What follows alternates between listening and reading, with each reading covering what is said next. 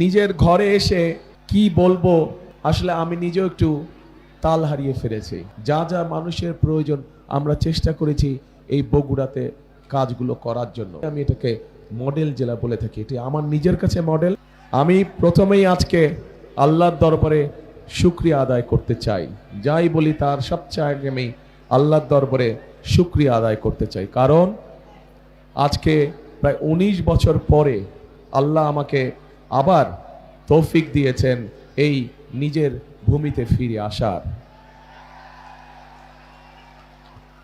প্রিয় বগুড়াবাসী, নিজের ঘরে এসে কি বলবো আসলে আমি নিজেও একটু তাল হারিয়ে ফেলেছি, নিজেও অনেকটা ইমোশনাল হয়ে গিয়েছি আমি। সেই জন্য নির্বাচনী জনসভা বক্তব্য রাখার কথা, কিন্তু কি বক্তব্য আমি রাখবো ঠিক আমি নিজেও বুঝে পাচ্ছি না।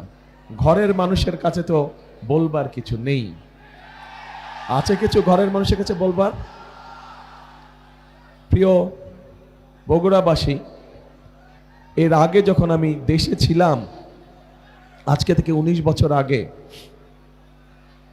কম বেশি এখানে প্রত্যেকটা মানুষ যারা সেদিন আমার বয়সী ছিলেন বা আমার থেকে একটু ছোট ছিলেন বা আমার থেকে বড় ছিলেন, আমি অনেক নতুন প্রজন্মের মানুষকে দেখছি।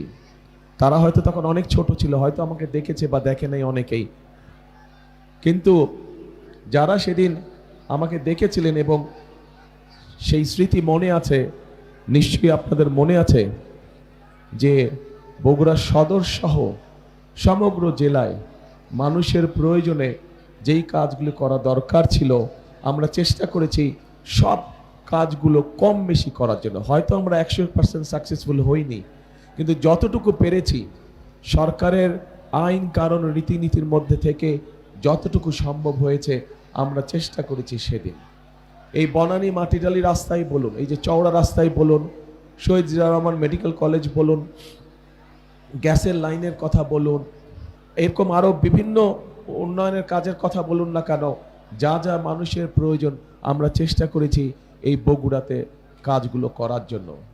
বগুড়াটি ছিল আমার কাছে একটি মডেল জেলার মতন, কারণ একটি মডেল জেলার মতন কারণ আমি সবসময় চিন্তা করতাম যে বাংলাদেশের 63 জেলাকে কিভাবে কোনোদিন যদি আল্লাহ সুযোগ দেয়, কোনোদিন যদি আল্লাহ রহমত দেয়, তাহলে ওই 63 জেলাতে বাকি যে 63টা জেলা আছে বগুড়া বাদ দিয়ে, সেই 63 জেলাকে কিভাবে সাজাবো, এই কাজগুলো আমি বগুড়ায় করতাম। যে বেসিক মানুষের একটি জেলার মৌলিক যে প্রয়োজনগুলো, সেই মৌলিক প্রয়োজনগুলো ধীরে ধীরে আমরা বগুড়ায় তৈরি করেছিলাম।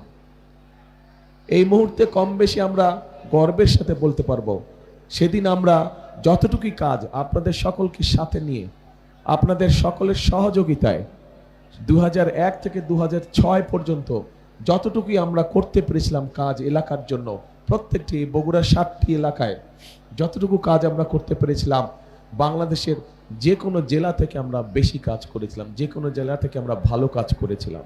এবং সেজন্যই আমি এটাকে মডেল জেলা বলে থাকি। এটি আমার নিজের কাছে মডেল, কারণ এই জেলায় একটি মানুষের, সে যেই শ্রেণীরই মানুষ হোক না কেন, মোটামুটি যা কিছু প্রয়োজন চলার জন্য সব কিছু কিন্তু বগুড়া শহরে আছে। মোটামুটি সব কিছু কিন্তু বগুড়া শহরে আছে। খুব বেশি ঢাকা শহর বা অন্য জায়গায় যাওয়ার প্রয়োজন হয় না কিছু কাজ ছাড়া। কিন্তু অনেক জেলায় আছে কিছু হলেই তাদেরকে চলে যেতে হয় ঢাকায়। আলহামদুলিল্লাহ, আল্লাহর রহমতে বগুড়ায় আমরা সেই ইনফ্রাস্ট্রাকচারটা গড়ে তুলতে সক্ষম হয়েছি।